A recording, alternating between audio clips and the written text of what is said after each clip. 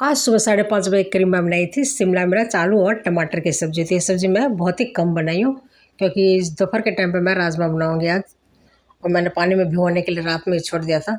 उसके बाद मैं चाय पत्ती, चीनी वगैरह, अदरक वगैरह डाल के चाय बना लेती हूँ 1 कप के करीब। तो चाय में 2-3 उबाल आने तक हम इसे पका लेंगे। तो एक तरफ से हमारी सब्ज़ी पक रही है और एक तरफ से मैंने चाय भी पका लिया। तो सब्ज़ी का कलर देख सकते हैं आप कितना ही प्यारा सा आ रहा होगा। तो बाद में मैं इसमें धनिया पत्ता डाल दूँगी थोड़ा सा।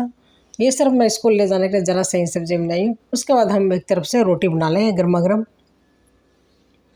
तो रोटी भी मैं 3-4 के करीब ही बनाऊँगी परांठे। उसके बाद मैं एक टिफ़िन में अनार इस तरह से छील के दे दूँगी। तो ये हमारा आज का इसी तरह से लंच बॉक्स तैयार हुआ था। उसके बाद मैं दोपहर के खाने की तैयारी कर लूँगी। राजमा चावल और गरमा-गरम रोटी बना लूँगी बाद में 12-1 बजे के करीब।